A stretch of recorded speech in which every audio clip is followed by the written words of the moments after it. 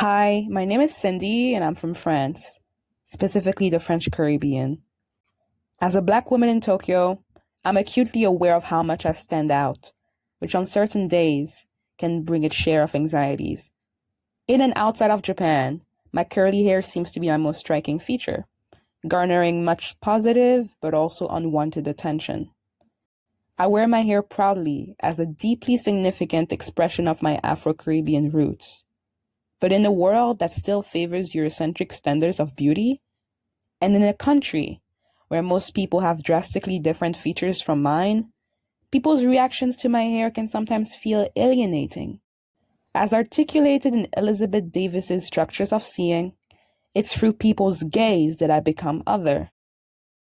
But in my experience, it's also through speech, through inappropriate questions like, "Is your hair real?" or "Can I touch your hair?" And even through touch, with the rare petting zoo hand, as I call it, reaching out without permission. In Hair It Is, examining the experiences of Black women with natural hair, researchers Johnson and Bankhead retrace the rich but also traumatic history that has made Black people, especially Black women, hyper aware of our hair and its appearance. For people of the African diaspora, hair is highly symbolic and has maintained a spiritual, social, cultural, and aesthetic significance across time. Hair is so integral to the identity of Black people that during slavery, African people were dehumanized by having their hair shaved. In the case of women, hair was covered with fabric or wigs because it was considered undesirable and repulsive to Europeans.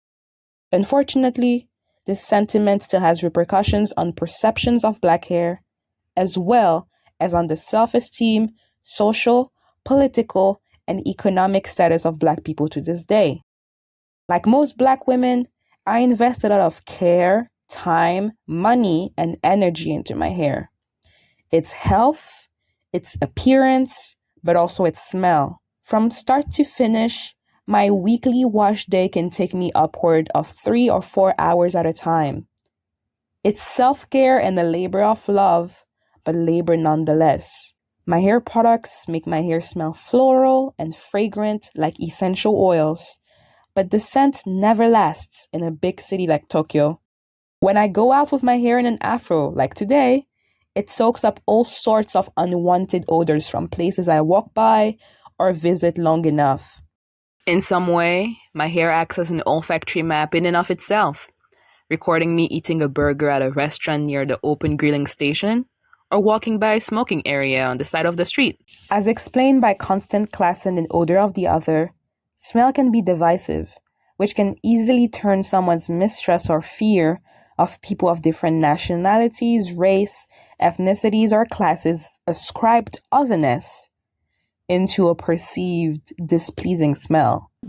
Unfortunately, my hair is not the only part of my body that's very sensitive to smell.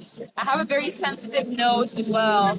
So when it comes to places like this Ieke ramen restaurant, most people would salivate passing by, but actually the smell makes me feel nauseated. So it's the smell of bones that just like emits from the restaurant that makes me feel like, that makes my senses feel overloaded. So actually reading an article by a scholar called Waskol, the article is called Smell, Odor, and Somatic Work, Sense Making and Sensory Management.